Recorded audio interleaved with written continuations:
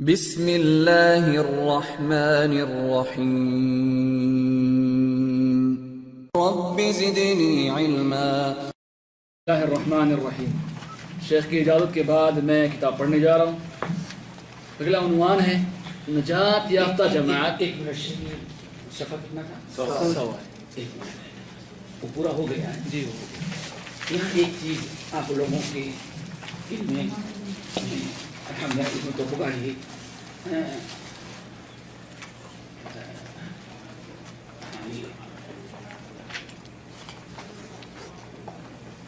ابن تیمیہ کا جو تذکرہ آیا ہوا ہے یہ سارے یہاں دو چیزیں ہیں، بہت اختصار کے ساتھ ہم کریں۔ نمبر 1، یہ حنابلہ ہی کیوں اپنی جگہ پر قائم رہ گئے، باقی 3 امام کی مقلدین جو ہیں وہ سلف کا طریقہ چھوڑ کر کے اشعری اور ماتریدی ہو گئے۔ بات سمجھا رہے نا؟ وجہ کیا تھی کہ حنابلہ آپ نے پڑھا نا کہ سب ان نے ان کے نظریات اور عقیدے قبول کر لی، لیکن حنابلہ کبھی سمجھوتا نہیں۔ ایک چیز تو یہ اس کی وجہ۔ نمبر 2، یہ فتنہ ہوا کیسے، یعنی اشعریت ماترید کا فتنہ چلا کہاں سے؟ تو پہلی چیز تو یہ ہے کہ مامون رشید جو خلیفہ بغداد تھا، ہارون رشید کا بیٹا، یہ بڑا باذوق انسان تھا علم کے معاملے میں۔ اس نے عجمی علوم کا عربی میں ترجمہ کروایا۔ کبھی ہوتا نہیں ہم کو اپنے ملک کی ترقی دینی ہے جی، ہاں کیا یہی علم لے کے بیٹھے رہے کچھ اور، سمجھ گئے نا؟ ترقی کا بہت سوال ہوا کس کو؟ مامون رشید۔ اس زمانے میں 2 ملک کے فلسفے بہت بڑے فلسفے سمجھے جاتے تھے، ایک یونان، دوسرا ہندوستان۔ ہندوستانی فلسفہ اور یونانی فلسفہ، یہ 2 ملک تھے جن کے فلسفے، یعنی سمجھو اس زمانے کی ٹیکنالوجی کیا کہیں گے، اس زمانے کی ٹیکنالوجی اور کیا کہتے ہیں، ہاں یہی 2 ملک تھے جن کی سب سے عروج پر تھی، ہندوستان اور یونان۔ تو اس کو یہ شوق پیدا ہوا کہ خاص طور سے یہ 2 ملک جو بڑے ترقی یافتہ علم کے میدان میں ہیں، ان کے علوم کا ترجمہ کرایا جائے۔ تو ہندوستان کا، لیکن ہندوستان سے مراد بیٹھے آج بڑا چھوٹا نہیں، چونکہ تاریخ میں وہی ہند کا لفظ آتا ہے، کیا؟ تو میں نے قریب بتایا ہندوستان جب بھی اس تاریخ میں بیان کیا جائے تو اس سے مراد کیا ہوگا؟ بر صغیر، سمجھیے نا؟ تو اللہ اکبر، ہندوستان کا سب سے بڑا سنسکرت زبان کو جاننے والا تھا اور سب سے بڑا فلسفی جو تھا، اس کو مامون نے باقاعدہ اسپیشل طور پر بلایا، بغداد میں رکھا، اس کو پہل دیا، ہر قسم کی آسانیاں اس کے لیے کی، اور وہ اپنا فلسفہ پیش کرنے لگا اور لوگوں کو مقرر کیا کہ اس کا جو علم ہے ہندوستانی گرامر کا، فلسفی کا، اس کا عربی میں ترجمہ کیا جائے۔ آگے سمجھ میں نا؟ تو ابھی تک عربی زبان علم میں کتاب السنت بس، اب ایک نیا علم آنے لگا فلسفے کا، اور وہ بھی کوئی مسلمان ملک نہیں، مشرک بت پرست۔ یہ اپنا ایک کام ہوا، اب یہ ترجمہ ہوا۔ نمبر 2، ایسے یونان کا جو سب سے بڑا فلسفی بڑے تھے فلاسفر، ان کو بلایا اور ان کے یونانی فلسفے کو بھی اس نے عربی میں ترجمہ کروایا۔ جب ان دونوں ملکوں کے فلسفے کا سارا تعلق کس سے ہوتا ہے؟ دماغ کا۔ حیران، وہی کا مقابلہ تو نہیں کر سکتا۔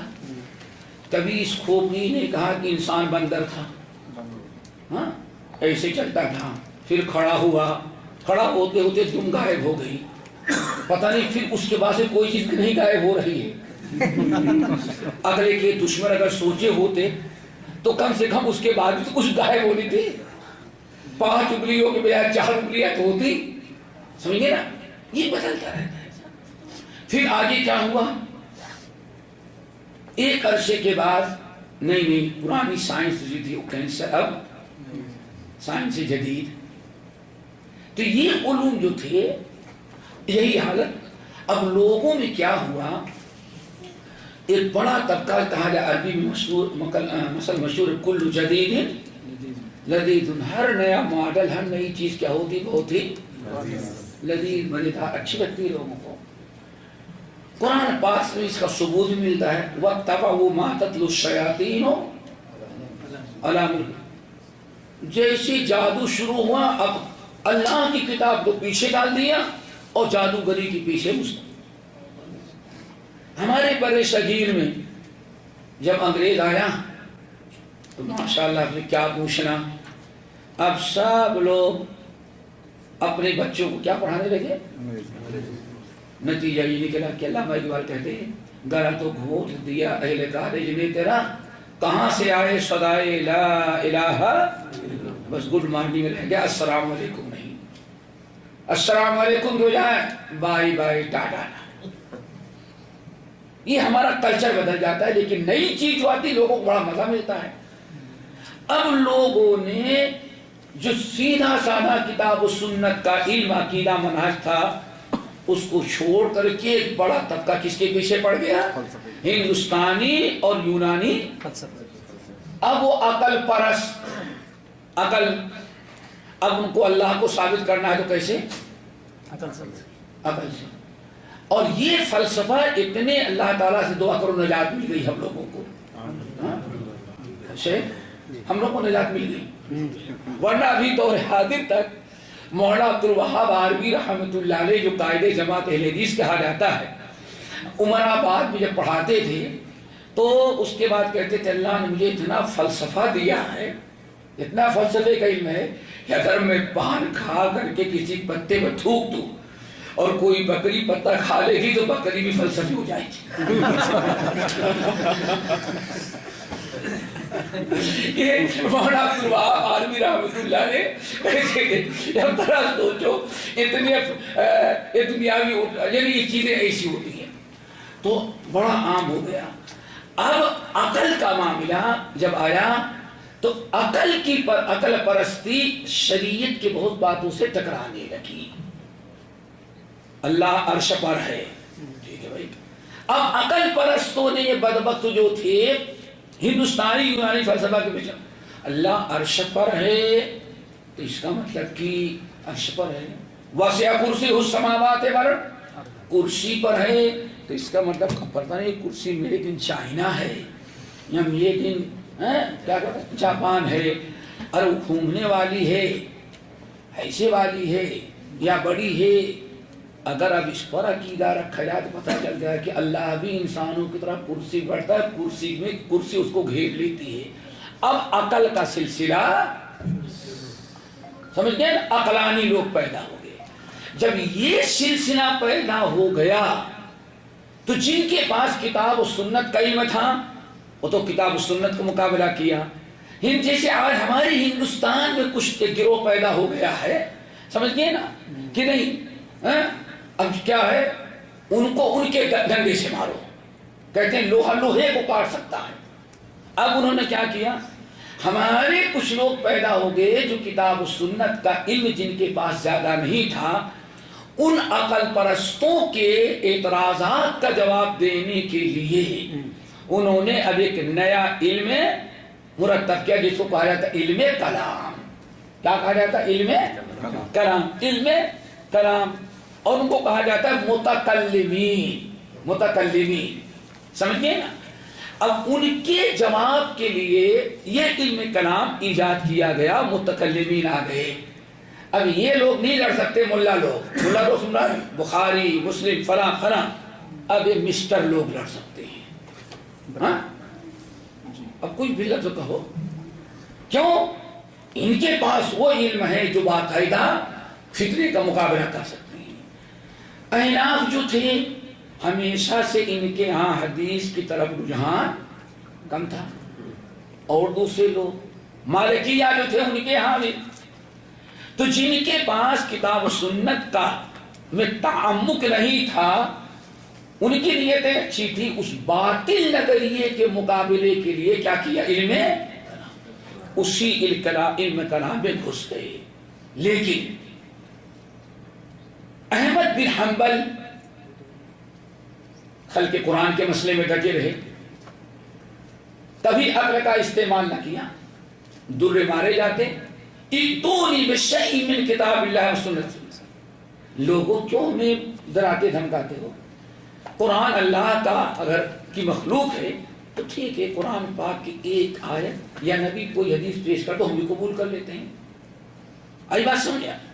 امام احمد بن حنبل باقاعدہ ڈٹ کے مقابلہ، امام بخاری، امام دارمی، امام ابو داؤد، امام عبد الرحمن بن ابی حاتم، محمد بن نصر مروزی، امام ابن خزیمہ، یہ اہل الحدیث جو تھی باقاعدہ کتاب و سنت کی روشنی میں ان کا مقابلہ کرتے رہے۔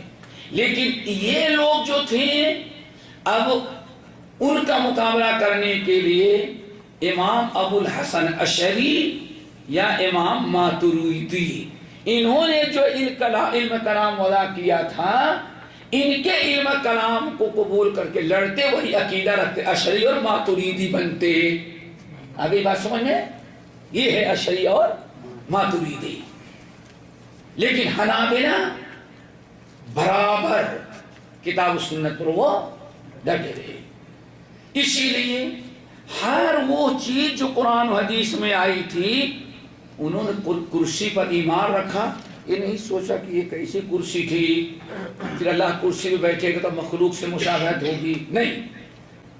الاستوا، امام مالک میدان میں آئے، الاستوا معلوم والکیف مجہول والایمان بہ واجب والسوال عنہ بدعہ۔ اسی لیے کہا جاتا ہے، کل بھی کسی بھائی نے پوچھا، میرے بھائی صحابہ کے منہج کیوں اپنانا ضروری ہے؟ کیوں منہج اپنانا ضروری ہے؟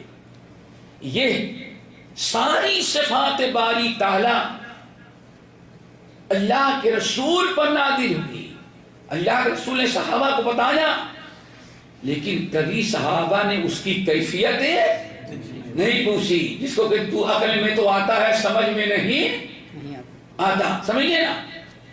برابر انہوں نے بھائی اگر یہ چیز کی تفصیل ضروری ہوتی تو صحابہ ضرور سوال کرتے، لیکن جب صحابہ کا منہج چھوڑ دیا تو یقیناً فوراً انسان سوال کرنے لگے گا۔ اسی لیے امام مالک اور ہمارے دیگر اسلاف اہل الحدیث نے کیا کہا؟ بھائی الاستوا معلوم، استوا کرسی، اللہ کا نزول، یہ ساری چیزیں معلوم ہیں لیکن کیفیت اس کی معلوم نہیں۔ ایمان واجب ہے، والسوال عنہ بدعہ، اور سوال کرنا کیفیت کے مطابق کیا ہے؟ بدعت ہے۔ آئی بات سمجھ میں؟ صاحب اہل الحدیث نے اس کی جڑ ہی کاٹ دی، یہاں تک کہ امام بخاری، بڑا ایک عجیب سا موضوع ہے، ہمیں کبھی بامبے کی جمعیت صوبائی جمعیت نے موضوع دیا تھا کہ عقیدہ توحید میں اہل حدیث کی خدمات، تو اگر دیکھیں گے تو عقیدے کے مقابلے کے لحاظ سے نہیں، امام بخاری نے کتنی کتابیں لکھی، دارمی نے کتنی کتابیں لکھی۔ تعجب کی بات یہ ہے صرف اہل الحدیث ہیں جنہوں نے اپنی حدیث کی کتابوں میں کتاب الایمان اور عقیدے کا باب قائم کیا۔ آج دنیا میں سب سے بڑی کتاب فقہ کی ہدایت سمجھی جاتی ہے، اے سے کیا، اے ٹو زیڈ پڑھ ڈالو، کہیں باب العقیدہ ایمان وہاں آپ کو نہیں ملے گا۔ پتہ یہ چل گیا کہ ہمیشہ ان کے یہاں عقائد میں بڑی لاپرواہی تھی، صرف ایک گروہ تھا جس نے مسائل کے ساتھ ساتھ عقائد کا اہتمام کیا، وہ کون سے لوگ تھے؟ اہل الحدیث۔ اس کے باوجود کہا جاتا الٹے چور کوتوال کو ڈانٹے، ہم فروعات سے زیادہ عقائد پر لڑتے ہیں. جیل گئے, قتل کیے گئے, سولیوں پر لٹکے, لیکن اس کے بعد ان لوگوں کو بنیادی مسائل کی فکر نہیں, صرف چھوٹے چھوٹے مسائل پر اہل حدیث جو ہے وہ لڑتے رہتے ہیں. کیا خیال ہے؟ تو عقائد میں کون لڑا بتاؤ, کوئی ثابت کرو گے؟ الحمدللہ. تو یہ تھا, اسی لیے اشعریت ماترید ہوا, حنابلہ ڈٹے رہے, اور انہی حنابلہ سزائیں دی گئی, سولی پر لٹکائے گئے, قتل کیے گئے, لیکن برابر ڈٹے رہے. جہاں تھوڑا سا اللہ تعالیٰ کو کم زیادہ عروج آیا, خاص طور سے ہندوستان دہلی کے علاقے کا صفی الدین ہندی اکٹر بدعقیدہ صوفی تھا, اور ہجرت کر کے کہاں پہنچ گیا تھا؟ دمشق. اور دمشق میں جا کر کے صوفیت پھیلانا, اشعریت ماتریدیت پھیلانا بہت اس نے کیا. تو اللہ تعالیٰ نے بروقت شیخ الاسلام ابن تیمیہ, یہاں آیا نا ابن تیمیہ, شیخ الاسلام ابن تیمیہ کو اللہ نے پیدا کیا. ابن تیمیہ رحمۃ اللہ علیہ نے رسالہ تدمریہ, سمجھ گئے نا, رسالہ واسطیہ. لوگ پوچھتے گئے اور جواب دیتے گئے, نتیجہ یہ نکلا کہ ان کو جیل میں ڈالو. جیل میں کبھی اسکندریہ بھیجے گئے مصر, کبھی یہاں کبھی وہاں, کتابیں چھین لی گئی. آخر میں آخری مرتبہ جو جیل میں ڈالے گئے دمشق کے جیل کے اندر. ابن تیمیہ صاحب تھے, ابن تیمیہ رحمۃ اللہ علیہ جب جیل میں ڈالے گئے تو جیل میں رہ کر کے یہ لکھتے تھے, تحریر کے ذریعے لوگوں کے رسالے کے جواب اور عقیدے کی خدمت کرتے تھے. ظالموں نے قلم چھین لیا, کاغذ ضبط کر لیا. نہیں, ابن تیمیہ جیل میں رہ کر کے بھی فساد پھیلاتا ہے, عقیدے کے فساد قرار دیا. آخرکار چاروں طرف سے مجبور امام ابن تیمیہ جو جیل کا مالک تھا, اس سے کہتے ہیں اللہ کے بندے, جو کاغذ لوگ لکھ پڑھ کر کے چمڑیاں بنا کر کے ٹکڑے پھینک دیتے ہیں, برا مہربانی وہ سب اکٹھا کر کے مجھے پہنچا دیا کرو. تو چھوٹے چھوٹے ٹکڑے جو کاغذوں کے تھے, وہ جیلر دیکھتا ہے بڑا نیک انسان, اس کو کیوں جیل میں ڈالا گیا ہے. ابن تیمیہ کے پاس وہ پیپر آتے تو ابن تیمیہ اس پیپر پر لکھا کرتے تھے. ایک وقت وہ بھی آیا. ابن قیم کہتے ہیں کہ میں تو پکا خرافی تھا, قبر پرست.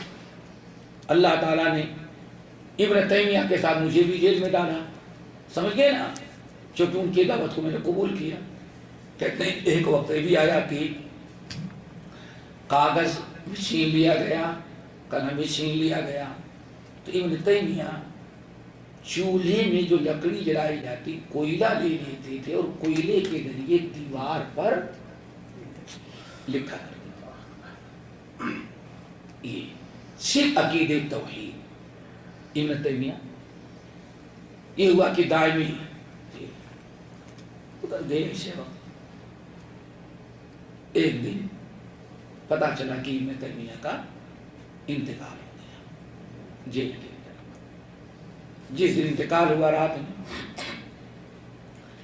جیل کا جو قیدی تھا, مالک تھا, اس کے دل میں رحم آیا. اس نے فجر کے پہلے جب دنیا الصلاۃ خیر من النوم کہہ رہی تھی تو اعلان کر رہا تھا, لوگوں ابن تیمیہ کا ان کی وفات ہو گئی. ساری دنیا ٹوٹ پڑی. ابن تیمیہ کو ان کے گھر والوں کے حوالے نہ کیا گیا, جیلے میں نہلایا گیا, دھلایا گیا, اور پھر وہیں سے جنازہ قبرستان نکالا جا رہا تھا. تقریباً 10 بجے نکالا گیا ہے. پتہ جانے دنیا میں کہاں کہاں سے لوگ آ گئے تھے, کیا مخلوق تھی, اتنی بھیڑ, اتنی پبلک کہ چھتوں پر درختوں پر لوگ بیٹھے, روڈ پر جگہ ختم ہو گئی ہے. تو کہتے ہیں لوگ کہ صبح نکالے گئے تو رات کو 10 بجے قبرستان تک ان کا جنازہ پہنچا. یہ سب ہو رہا تھا, پتہ نہیں کسی نے بلند آواز سے کہہ دیا ہاکذا تکون جنازۃ اہل السنہ. اے دنیا کے لوگ تمہیں کیا معلوم ہے، حدیث عمل کرنے والے کی قدر مرنے کے بعد ہی ہوتی ہے. ہاکذا تکون اہل جنازۃ اہل السنہ. کتاب و سنت پر عمل کرنے والوں کا جنازہ ایسے ہی ہوتا ہے. مورخی نقل کرتے ہیں وہ ایسی آواز تھی پورے جنازے میں کوئی انسان ایسا نہ تھا جو دھاڑے مار کے رونے نہ لگا. اس طرح سے ابن تیمیہ دفنائے گئے اور لوگوں کی نگاہ میں ان کا فتنہ یہ ختم ہوا. لیکن لوگوں نے پہچان لیا کہ ابن تیمیہ کیا تھا. ان کے علوم کو بھی چھپانا چاہا لیکن ابن قیم نے باہر نکالا. ہندوستان کا عجیب سا ماحول تھا. بر صغیر کے سب سے بڑے ادارے کا سب سے بڑا شیخ الحدیث کہتا ہے کہ ابن تیمیہ بہت بڑے عالم ہیں، بہت بڑے عالم ہیں، بہت مقام اونچا ہے، اتنا اونچا کہ اگر ایسے نگاہ ڈالوں تو میرے سر کی ٹوپی گر جائے، لیکن اگر عقیدے کا مسئلہ لے کر کے ہمارے دیوبند میں آئیں گے تو داخل نہیں ہونے دوں گا. یہ ہے لوگوں کو ابن تیمیہ کے علم سے دشمنی. ارے ابن تیمیہ اتنی فرصت میں کہا تھا کہ تمہارے ہاں کچرا پٹی میں آتے ہیں، سمجھیے نا، تمہارے ہاں آتے ہو، اللہ اکبر. لیکن پھر اللہ رب العالمین نے ہندوستان کے اندر عقیدے کا کوئی تصور ہی نہیں تھا کہ عقیدہ پڑھایا جائے یا تفسیر پڑھائی جائے. لیکن وہی جو میں نے پہلی نشست بتایا صبح والی، سید عبداللہ غزنوی رحمت اللہ علیہ، ان کے دو بیٹے جو ملک عبدالعزیز اور ان کے والد کے استاد تھے کویت میں، کا کیا نام بتایا تھا؟ سید عبدالواحد اور سید عبدالرحیم. ہو سکتا ہے کچھ نام میں کہیں کچھ تصحیح کر لی گئی لیکن ہمیں یاد پتہ ہی ہے. ان دونوں نے یہاں رہ کر کے ابن تیمیہ رحمۃ اللہ علیہ کی کتاب کو نسخ کیا اور اپنے باپ اور اپنی بھائیوں کو امرتسر بھیجا اور وہاں سے ان لوگوں نے اس کتاب کو، ابن تیمیہ کی تعلیمات جو تھی، کتابیں رسالے اس طرح سے ہندوستان کے اندر پہنچنا شروع ہو گئی. الحمدللہ پہنچتے رہے. اب اردو میں ترجمہ ہوا. اللہ جزائے خیر دے ہمارے 3 عالم کو، 2 عالم مولانا ابوالکلام آزاد غزنوی خاندان کے بعد اگر ابن تیمیہ ابن قیم کے کتاب، ان کے رسائل، ان کے نظریات، ان کے افکار کو پھیلانے میں اگر کسی نے پیش قدمی کی تو ہمارے 2 اہل حدیث عالم. کیوں؟ انہوں نے تو کہہ دیا کہ دیوبند میں آنے ہی نہیں دوں گا، تو جائیں گے کیسے؟ کس نے یہ بیڑا اٹھایا؟ نمبر 1 مولانا ابوالکلام جوناگڑھی کب تھے؟ مولانا ابوالکلام آزاد، مولانا ابوالکلام آزاد. ان کو اتنی محبت تھی ابن تیمیہ ابن قیم سے، اسی لیے ان کو زندگی میں ساری دنیا کے لوگ ابن تیمیہ ہند کہا جاتا تھا. مولانا ابوالکلام آزاد کا لقب کیا تھا؟ ابن تیمیہ ہند. یعنی ایک ابن تیمیہ عربوں کا تھا اور دوسرا ابن تیمیہ کون ہے؟ ہندوستان. اللہ اکبر. ان کا معاملہ یہ تھا. یہ بھی ان کی بھی داستان بڑی عجیب و غریب. ان کا باپ اتنا بڑا مشرک تھا، خیر الدین خود نقل کرتے ہیں، کہتے ہیں کہ اتنا بڑا مشرک میرا باپ. کون؟ خیر الدین. کہتا تھا کہ دنیا کے اندر صرف 1.5 مسلمان ہیں. کتنے؟ 2 مسلمان بھی نہیں سمجھتا تھا. 1.5 مسلمان. کون کہتا تھا؟ خیر الدین.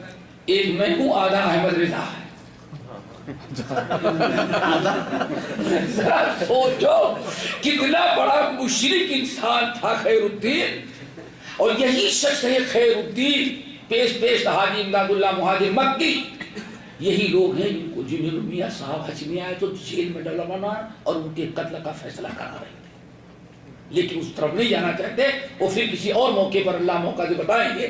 لیکن خیر الدین جو مولانا ابوالکلام کا باپ تھا اتنا بڑا مشرک، اور کہتے ہیں کہ میرا باپ یہ بیٹھا رہتا اور کبھی مچھر رات کو کاٹتے، کہتا آج وہابیوں نے بہت تنگ کیا ہے.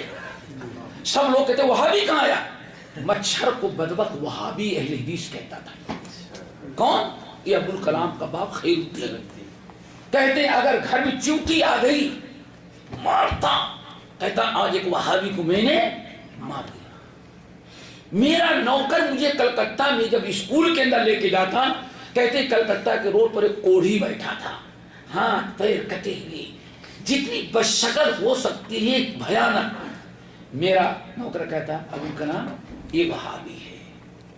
ایسی حالات میں اللہ رب العالمین نے مولانا ابوالکلام آزاد کہتے ہیں 3 کتابوں نے ہمیں اہل حدیث بنا دیا. کتنی کتابوں نے؟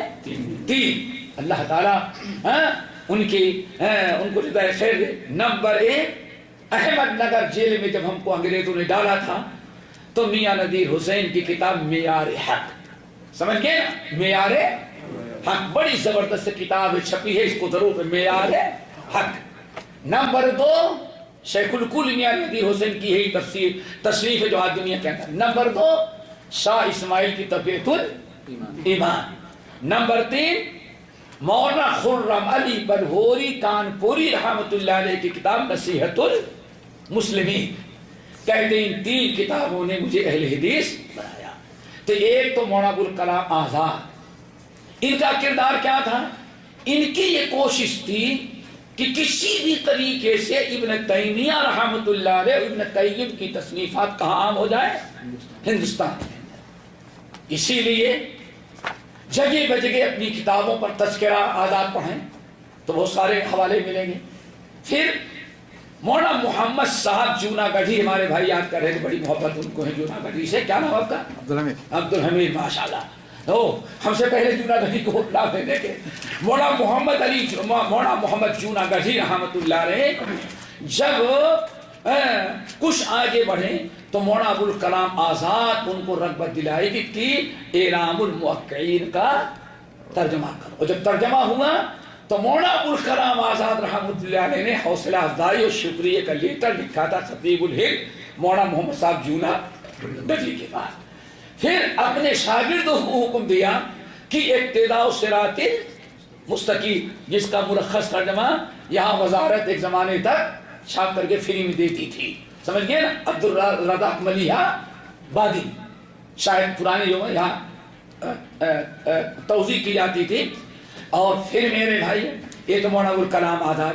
نمبر 3 غزنوی خاندان کے بعد مولانا عطا اللہ حنیف بھوجیانی لاہوری رحمۃ اللہ علیہ. انہوں نے مولانا شیخ الاسلام ابن تیمیہ کی کتاب الحمدللہ وسیلہ، سمجھ گئے نا؟ کتاب الوسیلہ جو بڑی اہم کتاب، اور بعض مزید کتابوں کا ترجمہ کیا. پہلے حاشیہ چڑھایا، عربی میں چھپایا، اور پھر عربی کے بعد ترجمہ کروا کر کے اس کو عام کیا. اس طرح سے ہندوستان کے اندر ابن تیمیہ رحمۃ اللہ علیہ کے افکار عام ہو گئے. چلیں بسم اللہ. نجات یافتہ جماعت اور مثالوں کی روشنی میں اختلاف کی خرابی کا بیان. جیسا کہ نبی اکرم صلی اللہ علیہ وسلم نے اللہ عز و جل کے نازل کردہ فرمان کی روشنی میں پیشن گوئی فرمائی ہے کہ ستفترق امتی علی 73 ملہ کلہم فی النار الا ملۃ واحدہ قیل من ہی یا رسول اللہ قال ما انا علیہ اليوم اصحابی. ان قریب میری امت 73 ملتوں میں تقسیم ہو جائے گی، سب کے سب جہنم میں جائیں گے سوائے ایک ملت کے. پتہ چل گیا جمہوریت نہیں ہے. تم ہو کتنے دار میں نمک کے برابر، نہیں سمجھے؟ یہی اعتراض کہتے ہیں. تمہاری تعداد کتنی ہے، کتنی مسجدیں ہیں، کتنے مدرسے تمہارے ہیں. میرے بھائی اگر آپ کا فیصلہ ہوتا 72 جنت میں اور ایک جہنم، لیکن کریں کیا؟ جنت اور جہنم کا فیصلہ کرنے والا اوپر والا ہے یا اس کے سوری؟ انہوں نے خود ہی فیصلہ کر دیا کہ جو ایک جائے گی، اکثریت کہاں گئی؟ جہنم میں جائے گی اکثریت. 72 کہاں گئے؟ اصحاب الشمال. اور صرف ایک گروہ کیا؟ تو یہ جو بسا اوقات ہمارے نوجوانوں کو پڑھتے آپ ہیں کتنے کہتے ہیں نا، آپ ہیں کتنے، ہم تھوڑے تو ہیں لیکن کم من فئۃ قلیلۃ غلبت فئۃ کثیرۃ باذن اللہ. جی تو اقلیت و اکثریت کے لیے یہ حدیث ذرا یاد رکھیے. آپ سے پوچھا گیا اللہ کے رسول صلی اللہ علیہ وسلم یہ کون سی ملت ہے؟ آپ نے فرمایا اس منہج پر چلنے والے جس پر آج میں اور میرے صحابہ ہیں. اس امام حاکم نے برسند حسن روایت کیا اور امام ترمذی نے روایت کیا اور فرمایا ہے کہ حدیث حسن صحیح ہے. ایسے ہی امام ابو داؤد، نسائی، احمد اور بیہقی رحمہ اللہ نے بھی روایت کیا ہے، اور القمی سے نقل کرتے ہوئے عزیزی السراج المنیر میں فرماتے ہیں حدیث حسن صحیح ہے. یہ حدیث پاک اختلاف کے نقطے پر نہایت فیصلہ کن ہے، کیونکہ وہ 3 باتوں پر قطعی اور دو ٹوک دلالت کرتی. اول یہ کہ امت اسلامیہ نبی رحمت صلی اللہ علیہ وسلم کے بعد اختلاف کرے گی اور مختلف افکار و نظریات اور گروہوں میں تقسیم ہو جائے گی. اس کے باوجود کہ اس سلسلے میں واضح براہین آ چکے ہیں کہ اللہ عز و جل کتاب کے نزول کے بعد دینی مسائل میں اختلاف کے باعث تمام گروہ جہنم میں رسید ہوں گے.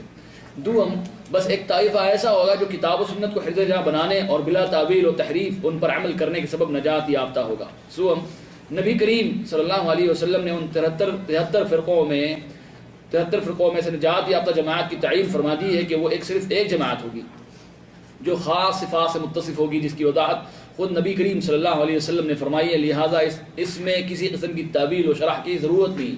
چنانچہ یہ حدیث نبوت کی ایک زندہ نشانی ہے، کیونکہ بعینی وہی واقع ہوا جو آپ نے فرمایا صلی اللہ علیہ وسلم، اور ایک عرصے دراز سے اس کی تصدیق ہوتی چلی آ رہی ہے. لہٰذا اے طالب حق اور دین میں جذبہ خالص سے سرشار، ذرا عدل و انصاف کی نظر سے اس تحقیق کا مطالعہ کریں اور حق فیصلہ فرمائیں. توفیق دہندہ اللہ کی ذات ہے. جان لیں کہ ملت اسلامیہ 72 فرقے محض اس لیے جہنم رسید ہوں گے کہ انہوں نے واضح دلائل کے باوجود عقائد، اصول اور احکام و فروع وغیرہ دینی و شرعی مسائل میں اختلاف کیا، اور لوگوں کا بعض شرعی مسائل کو خاص کرنا کہ ان میں اختلاف جائز ہے، دیگر مسائل میں جائز نہیں، درست نہیں، کیونکہ تمام شرعی مسائل شریعت کی نسبت سے یکساں درجہ رکھتے ہیں. لہذا تمام شرعی مسائل خواہ فروعی ہوں یا اصولی، واضح دلائل کی فراہمی اور ان کے علم کے باوجود ان میں اختلاف کرنا باعث دخول جہنم. اللہ سے 1 منٹ بات تو لمبی نہیں ہونی چاہیے، تصر ختم کرنا ہے. یہاں 1 منٹ میں ایک چیز کی میں نشاندہی کرتی ہوں. عام طور پر لوگ کہتے ہیں کہ 73 فرقے والے حدیث جو ہے اس کا تعلق عقائد سے. تو ہمارے یہاں پہ عقائد تو ایک ہی، جتنے مسلمان ہیں سب کا عقیدہ بھائی اللہ کو سب ایک ہی مانتے ہیں نا. کہتے ہیں یہ جو فروعی مسائل ہیں اس کے اختلاف کی بات نہیں، یہ سب جنت میں جائیں گے. اس سے مراد وہ اختلاف جو کیا ہو عقائد ہیں. پتہ نہیں عقائد میں کیسے متفق ہو گئے. ابھی آپ نے دیکھا احمد بن حنبل کا عقیدہ ایک طرف اور 3 اماموں کا ماننے والے. تو اس سلسلے میں میں کچھ نہیں کہوں گا، بس ایک حوالہ دے دیتا ہوں، اس کو یاد رکھیں. غالباً آل انڈیا اہل حدیث کانفرنس جو 1906 میں قائم کیا تھا شیخ الاسلام مولانا ثناء اللہ، کب قائم ہوئی تھی؟ 19 اہل حدیث پہلے سے بھی یاد رکھیں. کہیں ایسا نہ آپ لوگ، چونکہ ہم سے بہت سے لوگوں میں انٹرویو لے گیا 1906 کے پہلے آپ کی جماعت کہاں تھی؟ میں نے کہا بھائی ہم تو اس وقت بھی دنیا میں کوئی نہیں تو اس وقت بھی ہم تھے. کہا 1906 نہیں. میں نے کہا مولانا ثناء اللہ امرتسری جو ہیں 1906 میں ایک نظام قائم کیا تھا کہ پورے انڈیا کے اندر کہاں کہاں اہل حدیث ہیں سب کا آپس میں ربط ہو. یہ تنظیم قائم کی تھی رابطے کے لیے، ورنہ اہل حدیث اس سے پہلے تھے. تو آل انڈیا اہل حدیث کانفرنس جو سالانہ کرواتے تھے مولانا شیخ الاسلام مولانا ثناء اللہ امرتسری ناظم تھے، حافظ عبداللہ غازی پوری رحمۃ اللہ علیہ اس کے صدر تھے، حافظ حبیب اللہ جن کا تذکرہ کیا تھا یہ نائب ناظم اور کیا تھے فائنینشلی جو ہے وہ سیکریٹری، سب انہیں کے ہاتھ میں تھا. پورے ہندوستان کی جماعت کو اپنے دولت سے حاتمی جماعت حافظ حمید اللہ دہلوی اللہ یہ جو تھے.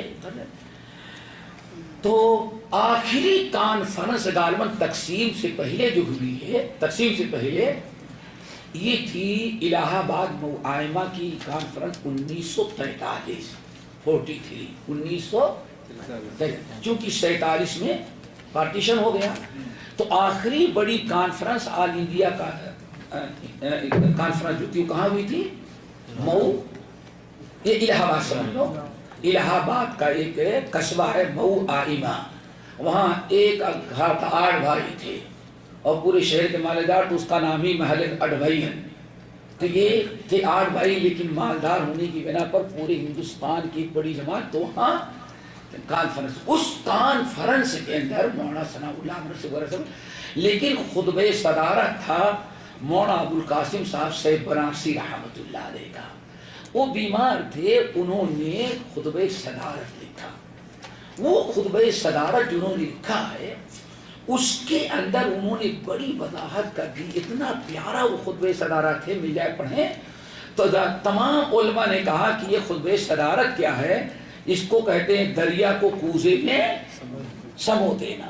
پوری تاریخ اتنی بڑی جو کتاب پڑھ رہے ہیں وہ تقریباً 30 صفحے 35 صفحے میں سب کچھ لکھ ڈالا، بڑا کامیاب۔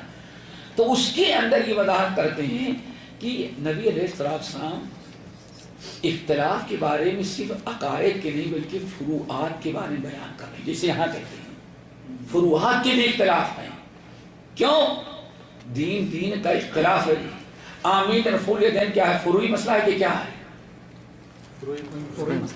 اگر فروعی مسئلہ ہے تو آپ صبر کرتے ہیں۔ یہ کیوں کہتے ہیں گھوڑے کی طرح گھوڑے کے دم کی طرح ہاتھ ہلانے والوں کے ہاتھوں کو توڑ دو، زور سے آمین بولنے کیا کہتے ہیں؟ گدھے کی طرح آواز نکالنے والے کی زبان کاٹ لو۔ یہ باتیں کیوں کہی جاتی؟ اس کا مطلب ہے کہ ہاں فروعات سے زیادہ تو عقائد سے زیادہ فروعات میں تم آپس میں لڑ رہے ہو۔ آئیے بات سمجھ میں؟ تو یہ اس کو پڑھیں، اور یہی بتانا تھا کہ یہ آپ یاد رکھیں کہ یہاں جو مصنف کہہ رہے ہیں کہ صرف عقائد کا نہیں، اصول میں کیا ہے؟ فروعات کا۔ تو ان سے پہلے بھی علماء ہی بیان کرتے ہوئے آئے تھے کہ اختلاف سے مراد عام اختلاف ہے، چاہے عقائد کا اختلاف ہو یا مسئلہ یہ ہے کہ کسی بھی مسئلے میں حدیث پیش کی گئی، حدیث آپ نے ٹھکرا دیا تو حدیث کا ٹھکرا دینا کوئی فرعی چیز نہیں ہے۔ فَلْيَحْذَرِ الَّذِينَ يُخَالِفُونَ عَنْ أَمْرِهِ أَنْ تُصِيبَهُمْ فِتْنَةٌ أَوْ يُصِيبَهُمْ عَذَابٌ، اللہ تعالیٰ محفوظ رکھے۔ اس خطبے کو دیکھیے، کیا خطبہ صدارت، اور اس کا مختلف نام ہے، مختلف۔ مولانا نے جو چھپایا تھا خطبہ صدارت، پھر اس کے بعد بعض جگہ کی جمعیتوں نے چھپایا تو اس کا نام رکھا سواء الطریق۔ کیا؟ سواء الطریق۔ پھر کراچی سے اس کو چھپایا گیا ابھی چند سال پہلے، تو اس کا نام رکھا مسلک اہل حدیث، مسلک اہل حدیث۔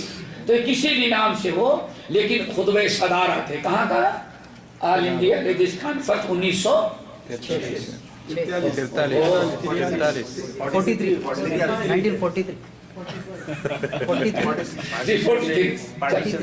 پارٹیشن سے پہلے آخری آل انڈیا حدیث کانفرنس۔ لکھنے والے کون سے؟ مولانا ابوالقاسم صاحب بنارسی۔ لہذا تمام شرعی مسائل کا فروعی ہوں یا اصولی واضح دلائل کی فراہمی اور ان کے علم کے باوجود ان میں اختلاف کرنا باعث دخول جہنم ہے۔ پہلی دلیل اس سلسلہ اللہ عز و جل کا ارشاد ہے۔ کس کی دلیل ہے؟ کس کی دلیل؟ یہ اس کی اپنے چاہے فروعی ہو یا اب اصولی، عقائد یا ہر ایک دلیل نمبر 1۔ اللہ عز و جل کا ارشاد ہے وَلَا تَكُونُوا كَالَّذِينَ تَفَرَّقُوا وَاخْتَلَفُوا مِن بَعْدِ مَا جَاءَهُمُ الْبَيِّنَاتُ، تم ان لوگوں کی طرح نہ ہو جانا جنہوں نے اپنے پاس روشن دلیلیں آ جانے کے بعد بھی تفرقہ ڈالا اور اختلاف کیا۔ یہ حکم تمام دینی مسائل میں ان سے مشابہت کی ممانعت کو شامل ہے، خواہ اصولی ہوں یا فروعی، بڑے ہوں یا چھوٹے۔ اور آیت کریمہ کا معنی یہ ہے کہ کتاب و سنت کی روشن دلائل آ جانے کے بعد گمراہ کن تعویلات، فقہی موجگرافیوں، بدعات و خرافات، مسالک بندی اور لوگوں کی تقلید، علماء و پادریوں کے افکار و نظریات کو اپنا کر دینی مسائل میں اختلاف نہ کرو۔ چنانچہ اختلاف کی ممانعت دین سے ثابت شدہ تمام تر اصولی و فروعی مسائل کو عام ہے، کیونکہ جس طرح اتباع اللہ اور اس کے رسول صلی اللہ علیہ وسلم کی اطاعت ہے، اسی طرح اختلاف فرقہ بندی اور بدعات کی ایجاد اللہ اور اس کے رسول صلی اللہ علیہ وسلم کی نافرمانی ہے۔ اور اسی لیے یہ یاد رکھیں، یہ عام طور پر تفسیروں میں نہیں ملے گی۔ آپ ابن تفسیر میں جانیں گے یہ تفسیر نہیں ملے گی۔ کیوں؟ وہاں اس کی وضاحت نہیں کی ہے، تو یہی یہ تفسیر کر رہی ہے یہ بات، یہ جو نکات اور قرآن سے مل رہے ہیں وہ ممکن ہے کہ کسی تفسیر کی کتاب میں آپ کو نہ ملے. کہاں ملیں گے؟ یہاں پر. اس لیے اس کو یاد رکھیے گا اور اس کو یاد یعنی اس پر توجہ رکھیں. جی. اور اسی لیے ایک چھوٹی سی سنت کو لازم پکڑنا، جیسے حدیث رسول صلی اللہ علیہ وسلم کے مطابق پیشاب و خانے کے آداب کا زندہ کرنا رباط اسلامی مملکت کی حد کی تعمیر سے بھی افضل ہے، کیونکہ احیاء سنت سے ایسا نور پیدا ہوتا ہے جس سے انسان اللہ عز و جل سے قربت کا مقام پا لیتا ہے، اور اسے چھوڑنے اور اس میں اختلاف کرنے سے ایسی تاریکی جنم لیتی ہے جس سے انسان قساوت قلبی کا شکار ہو جاتا ہے، جس کا نتیجہ دلوں پر زنگ و مہر لگ جانے کی صورت میں نمودار ہوتا ہے. چنانچہ ایسے لوگوں کے بارے میں اللہ عز و جل کا ارشاد ہے کلا بل ران علی قلوبہم ما كانوا یکسبون، ہرگز نہیں بلکہ ان کی بدعمالیوں کی وجہ سے ان کے دلوں پر زنگ لگ گیا ہے. کیا آپ ان مقلدین کو نہیں دیکھتے کہ اگر آپ ان میں سے کسی سے پوچھیں کہ ذرا بتاؤ کہ اگر کوئی نمازی 4 رکعت والی نماز میں بھول کر 3 رکعت پر سلام پھیر دے تو اسے کیا کرنا چاہیے؟ تو فوراً وہ بول پڑے گا کہ ہمارے مسلک میں ایسا ایسا ہے. اور جب آپ اس سے کہیں گے بھائی میں آپ کے مسلک کے بارے میں نہیں پوچھ رہا ہوں، نبی کریم صلی اللہ علیہ وسلم کا طریقہ پوچھ رہا ہوں، تو عجیب غریب حیرانی میں پڑ جائے گا، غصے سے لال پیلا ہو جائے گا. چنانچہ مقلدین اور اہل الرائے کا یہی تعصب علم نبوی کے باوجود انہیں انکار پر آمادہ کرتا ہے. حالانکہ یہ علم نبوی صحہ ستہ وغیرہ پر مشتمل سنت مطہرہ کے خزانوں میں موجود ہے، جو نہایت تر و تازہ شکل میں ہر جگہ معروف اور ہر انسان کے ہاتھوں میں موجود ہے. تمام فقہا اہل رائے و اجتہاد ان سے واقف کار ہیں، گرچہ اس سے ان کی واقفیت مسلک کی تائید اور اپنے دھڑوں کی حمایت کے لیے کیوں نہ ہو. بہرحال اس علم و معرفت کی فراہمی اور قرآن حدیث کے روشن براہین کے آ جانے کے بعد ان کی سنت مخالفت محض اختلاف اور فرقہ بندی ہے، اور اسی پر اللہ عز و جل کا فرمان مرتب ہوتا ہے وَأُولَئِكَ لَهُمْ عَذَابٌ عَظِيمٌ، ایسے لوگوں کے لیے بہت بڑا عذاب ہے. لیکن جس تک سنت نہ پہنچی ہو، نہ ہی اسے اس کا علم ہو اور اس کی نیت سنت کے اتباع اور بدعت سے کنارہ کشی ہو، تو مجھے امید ہے کہ وہ اس قبیل سے نہ ہوگا. لیکن اس پر ضروری ہے کہ ثقہ محدثین سے علم حاصل کر کے یا ان سے نصوص دلائل کے بارے میں پوچھ کر کتاب و سنت سے ثابت احکام کے حصول کی کوشش کرے، تاکہ اعتراض کی زد میں نہ آئے اور گمراہ کن خواہشات، فاسد افکار و نظریات اور منحرف اجتہادات سے محفوظ رکھے. توفیق دہندہ اللہ کی ذات ہے. مسئلہ پیش ہوا ہے، مثال کی معلوم ہے کیا مثال ہے، اور آج بھی یہی ہوتا ہے. دیکھو کہ 3 رکعت پڑھ کر کے امام سلام پھیر دے تو لوگ کیا کہیں گے؟ امام کے کیا مطلب ہے؟ پھر سے نماز پڑھیں. نماز یعنی اگر انسان 4 رکعت پڑھ والی نماز میں 3 رکعت نماز پڑھایا، ٹھیک ہے نا، اور بول کر کے سلام پھیر دیا، سلام پھیرنے کے بعد اگر بات چیت یا رخ موڑنے کے پہلے کسی نے لقمت یا یاد آئی، کھڑے ہو کر کے 4 رکعت پڑھ کر کے سلام پھیر دے، سجدے سو کر لے، نماز مکمل. لیکن اگر تیری بات کر لیا تو پوری نماز باطل ہو گئی. اب سرے سے نئے سرے سے یہ ہے، ٹھیک ہے نا. اتنی پاپڑ بھی لے گئی، اتنی مشکلات، لیکن حدیث کیا کہتی ہے؟ صحیح ہے ان کی روایت، نبی علیہ السلام نے ظہر یا عصر کی نماز پڑھائی، 2 رکعت سلام پھیر کر کے آپ مسجد کے باہر چلے گئے. بہت سارے لوگ جو جلد باز تھے انہوں نے سوچا چلو جان چھوٹی آج، جان کے بجائے تو ہوئی سرحان الناس چلے گئے اپنے اپنے گھر، اپنے اپنے کاروں میں، گھروں کاروبار میں. نبی علیہ السلام باہر نکلے، کھجور کا ایک درخت تھا، اسی درخت سے ٹیک لگا کر کے آپ عام طور پر کھڑے ہو کے بات کرتے رہے، بہت دیر تک بات کرتے رہے. ابو بکر عمر بھی دائیں بائیں کھڑے ہیں، اور صحابہ، کسی کی ہمت نہ پڑی کہ اس سے اللہ سے کوئی پوچھے. ذو الشمالین یا ذو الیدین، ایک صحابی تھے جن کا لقب تھا ذو الیدین. ذو الیدین کیوں؟ 2 ہاتھ والے، 2 ہاتھ تو سب کے ہوتے ہیں، ان کے ہاتھ بڑے لمبے. اگر مدینہ میں دیکھا ہوگا پرانے گھر میں انچ ٹیپ نہیں ہوتا تھا، تو گاؤں میں کسی کا ہاتھ لمبا رہتا تھا تو کوئی چیز خریدنے والا کہتا ان کے ہاتھ سے ناپ کر کے لے کے، اور بیچنے والا کہتے نہیں ان کے ہاتھ. تو مدینہ طیبہ میں لمبے ہاتھ والے مشہور تھے. انہوں نے ہی مت کیا، کہتے ہیں وفی القوم ابو بکر و عمر فہابہ ان یتکلما، ابو بکر عمر کی ہمت نہیں پڑی کہ بات کریں، لیکن میں نے ہمت کی، یا رسول اللہ اقصرت الصلاۃ ام نسیت، آپ نماز کم کر دی گئی یا آپ بھول گئی، یعنی 4 رکعت والی نماز 2 کر دی گئی کیونکہ وہی کا نزول ہوتا تھا، کمی بیشی آئے ہوتی تھی، یا آپ بھول گئی۔ اللہ سبحانہ کل لم یکن، تاکید کل لم یکن، کوئی چیز نہیں۔ یہی بہت بڑی دلیل ہے کہ اللہ کا رسول آج بھول گئے نہیں ہے۔ ایک بقول ہمارے شیخ الحدیث مولانا اسماعیل گجران والا رحمۃ اللہ علیہ، وہ کہتے کہ سارے بریلوی فلسفے ہیں، اس کا نام کیا دیتے تو، اور بریلوی تو کہتے ہیں کفر ساز فیکٹری، کفر ساز ان کے مدرسے مرکز جو ہوتے ہیں، شیخ الحدیث کہتے کہ سب کیا ہے، کفر ساز فیکٹری، کارخانے۔ تو پوچھا آپ نے کل لم یکن، عارف ہے لا یا رسول اللہ نہیں کچھ ہوا ہے، کل لم یکن، میں نے کہا نہ نماز میں کمی ہوئی ہے نہ میں بھولا ہوں۔ حضرت اب مجھے یقین ہو گیا کہ بہت بحث بڑھ گئی، تو اللہ کے رسول نے فرمایا لوگوں سے اصدق ذوالیدین، کتنی باتیں ہو رہی ہیں بھائی، اصدق ذوالیدین، یہ ذوالیدین سچ کہہ رہا ہے، اب لوگوں نے سچ ہلایا، جی ذوالیدین صحیح کر رہے ہیں، آپ بھول گئے 2 ہی رکعت نماز پڑھ رہے۔ اتنی گفتگو ہو جانے کے باوجود اللہ کے رسول آئے، 3ری 4تھی رکعت پڑھائی اور سجدے سہو کیا، نماز مکمل ہو گئی۔ حدیث تو یہ ہے، اور آج کہیں بھائی نماز نہیں، ہمارے امام کے نزدیک نہیں، حدیث میں آیا ہے، ہمارے امام کے پاس کوئی اور حدیث ہوگی، یہ کہہ کر کے بعد اور زیادہ بحث کرنا غصہ کرے گی، یہ بتا رہی ہیں چلے سے۔ آپ نے بتایا کہ کلام نہیں کرنا، یہاں اللہ کے نبی صلی اللہ علیہ وسلم نے کلام کیا، تو یہ شرط کس وجہ سے لگائی؟ ہم نہیں لگائے، حنفیہ نے لگائی، ہم بتا رہے تھے ہمارے انڈیا پاکستان میں ایسے ہوتا ہے، آپ نے نہیں بتایا، بتا رہے ہیں۔ کلام نہیں، اس حدیث سے پتا چل گیا کلام ہو کر کے پھر بھی لوٹائی جا سکتی ہے، نماز باطل نہیں ہوگی۔ جی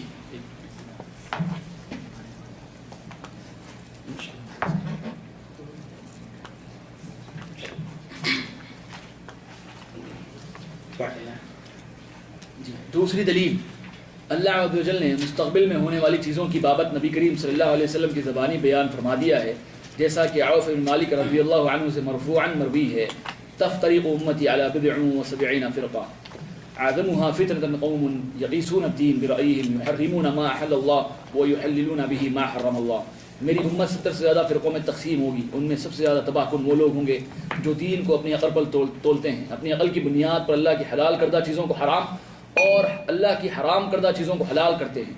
اسے امام ابن قیم رحمہ اللہ نے الاعلام میں، امام عبد البر رحمہ اللہ نے کتاب العلم میں، امام بیہقی رحمہ اللہ نے المدخل میں، امام طبرانی رحمہ اللہ نے المعجم الکبیر میں، امام بزار رحمہ اللہ نے اور امام حیثمی رحمہ اللہ نے مجمع الزوائد میں روایت کیا ہے، اور فرمایا ہے کہ اس حدیث کی سند کے تمام راویان ثقہ ہیں، اور امام ابن القیم رحمہ اللہ نے حدیث کے راویان کے سلسلے میں فرمایا ہے کہ تمام راویان ثقہ ائمہ اور حفاظ ہیں، سوائے حریث بن عثمان کے، وہ علی رضی اللہ عنہ سے منحرف تھے، اس کے باوجود امام الائمہ امام بخاری رحمہ اللہ نے اپنی صحیح میں انہیں قابل حجت مانا ہے، اور ان کے سلسلے میں یہ بھی مروی ہے کہ انہوں نے اپنی طرف منسوب علی کرم اللہ وجہہ سے انحراف سے اظہار برات کر لیا تھا۔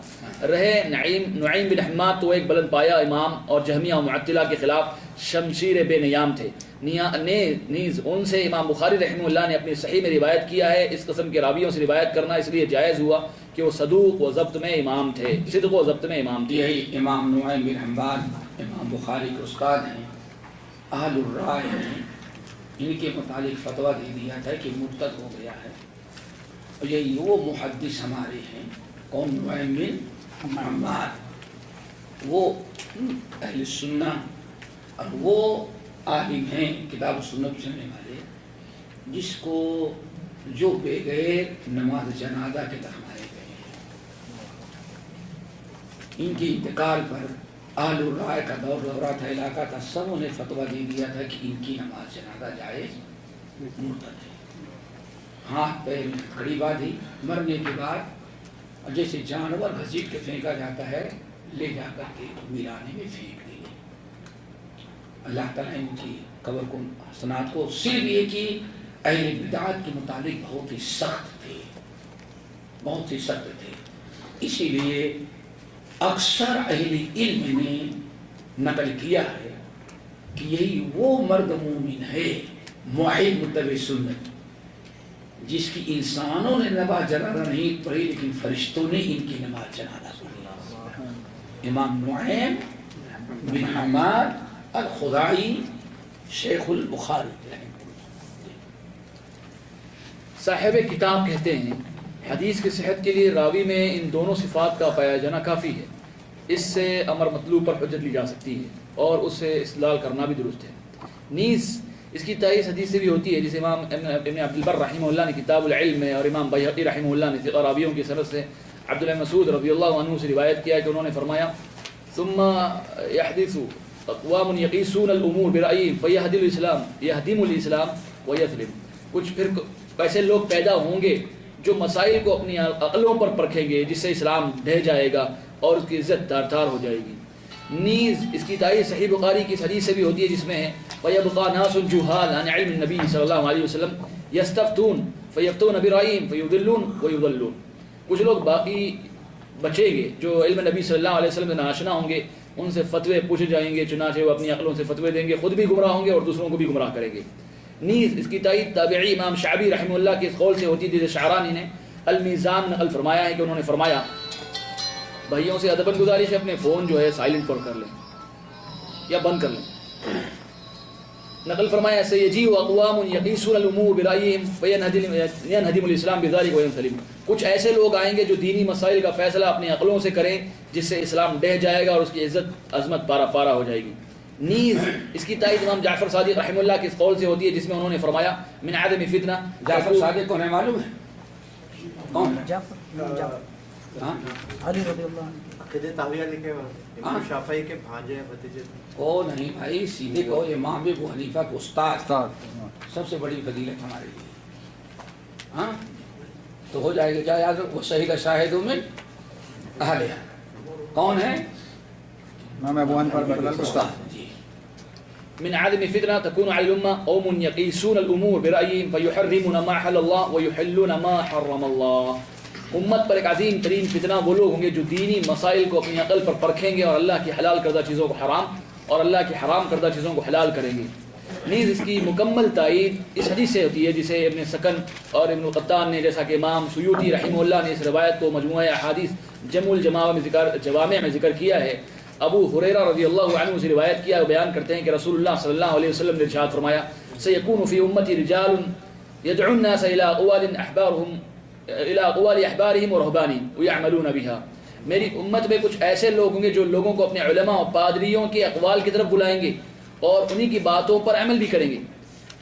نیز اس کی تائید اس روایت سے بھی ہوتی ہے جسے امام سعید بن منصور رحمہ اللہ نے اپنی سنن میں امام ابراہیم الطیمی سے روایت کیا اور بیان کرتے ہیں ارسل عمر بن الخطاب رضی اللہ عنہ الى ابن عباس رضی اللہ عنہما فقال كيف تختلف هذه الامه وكتابها واحد والنبي واحد وقبلتها واحده، فقال ابن عباس يا امير المؤمنين انا انزل علينا القران فقرأناه وعلمنا فيما نزل انه سيكون بعدنا اقوام يقرؤون القران ولا يعرفون فيما انزل فيكون لكل قوم فيه راي فاذا كان لكل قوم راي اختلفوا فاذا اختلفوا اقتتلوا، کہ عمر بن الخطاب رضی اللہ عنہ سے عبداللہ مسعود رضی اللہ عنہما کی خدمت میں لکھ بھیجا کہ یہ امت کیسے اختلاف کر سکتی ہے جبکہ اس کی کتاب ایک ہے، اس کا نبی ایک ہے اور اس کا قبلہ ایک ہے۔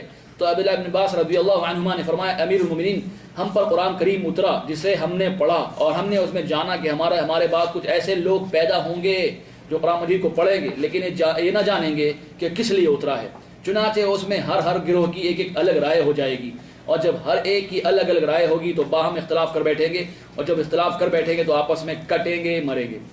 نیز اس کی تائید صحیح مسلم کی اس روایت سے بھی ہوتی ہے فإنما هلك من كان قبلكم بكثرة سؤالهم واختلافهم، کیونکہ تم سے پہلے لوگ بکثرت سوالات اور اختلاف ہی کی وجہ سے سبب ہلاک و برباد ہوئے ہیں۔ چنانچہ اس باب میں احادیث و آثار بکثرت ہیں جس سے باہم ایک دوسرے کو تائید و تقویت ملتی ہے کہ ہو بہو جیسے دو جوتے یکساں اور برابر ہوتے ہیں ویسے ہی وہی پیش آیا جو آپ نے بتایا صلی اللہ علیہ وسلم۔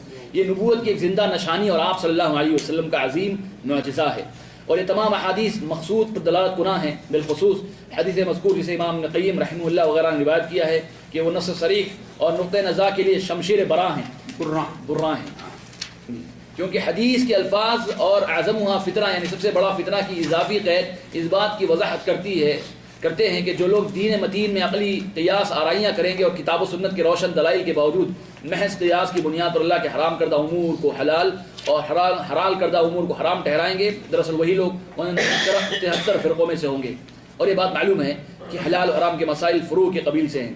نیز حدیث مذکور میں اس بات کا بھی نہایت واضح اور دو ٹوک بیان ہے کہ جو اللہ کی حرام کردہ چیزوں کو حلال اور حلال کردہ چیزوں کو حرام ٹھہرائے گا وہ 73 فرقوں میں سے دین میں سب سے بڑا فتنہ فساد کرنے والا فرقہ ہوگا۔ لہٰذا یقینی طور پر ثابت ہو گیا کہ حدیث مذکور میں عمومی بات کہی گئی ہے، لہٰذا اس میں اصولی و فروعی دونوں طرح کے اختلافات شامل ہیں، لیکن یہ حکم حق کو روشن اور نمایاں کر کے اختلاف افتراق کو کافور کر دینے والے دلائل و براہین کے ثابت ہو جانے کے بعد لگایا جائے گا۔ لہٰذا اے طالب حق خوب اور بار بار غور کر لو، کیونکہ یہ دین ہے۔ چنانچہ جب شریعت کی نسبت سے اصولی و فروعی دونوں مسائل یکساں درجہ رکھتے ہیں تو کتاب اللہ کے بعد فروعی مسائل میں ہی صحیح اختلاف کے جواز کی تفریق کیوں کر ہو سکتی ہے؟ بھلا مجھے بتاؤ کہ اگر فروعی مسائل میں اختلاف افتراق جائز قرار دیا جائے گا، ان پر عمل ترک کر دیا جائے گا، اور ان کے علاوہ مسائل سے تمسک جائز کر دیا جائے گا، تو حلال حرام عبادات معاملات اور عادات وغیرہ فروعی مسائل کے اتارنے کا مقصد ہی کیا رہ جائے گا؟ تب تو نہ ان مسائل کے اتارنے کی نہ ہی حلال حرام اور جائز ناجائز وغیرہ احکام کے ذریعے ان پر عمل آوری کی ترغیب ہی کوئی ضرورت تھی، اور ایسی صورت میں ان احکام کی مخالفت کرنے والوں کے لیے تنبیہ وعید زجر و توبیخ باقی ہی نہ رہ جائے گا۔ چنانچہ ہر شخص اپنی رائے کے مطابق جو چاہے گا کرے گا اور جو چاہے گا کہے گا، اور کتاب و سنت کو اجتہادات و قیاسات پر قیاس پیش کرے گا۔ اگر ان کے موافق ہیں تو قابل عمل ہوں گے، اور اگر موافق نہ ہوں گے تو اجتہاد بدعات و خیالات و آراء کو کتاب و سنت پر ترجیح حاصل ہوگی اور وہی قابل عمل قرار پائیں گے۔ ارشاد باری ہے تکاد السماوات یتفطرن منہ وتنشق الارض، قریب ہے کہ اس قول کی وجہ سے آسمان پھٹ جائے اور زمین شق ہو جائے۔ نیز ارشاد ہے وسيعلم الذين ظلموا اي منقلب ينقلبون، جنہوں نے ظلم کیا قریب جان لیں گے کس کروٹ کو الٹتے ہیں۔ اور اگر آپ اور آپ کے ساتھیوں کو فروعی مسائل میں اختلاف کے جواز کے بطلان کے سلسلے میں ہماری وضاحت کے بارے میں شک ہو تو آنے والی فہرست میں بیان کردہ مقلدین کی بے ثباتی کی مثالوں پر اپنے دور رس نگاہ اور پختہ فکر سے دوبارہ غور کر لیں۔ جب آپ ان مثالوں کو ابن قیم رحمہ اللہ کی روایت کردہ مذکورہ حدیث پر پیش کریں گے تو بھی عینی اسی کا مصداق پائیں گے، الا یہ کہ آپ انصاف سے محروم اور تعصب و تنگ نظری کا شکار ہو جائیں۔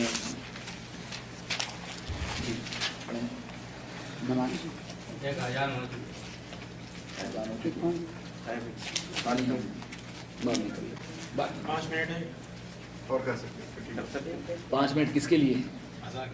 نہیں اذان ہو چکی ہے۔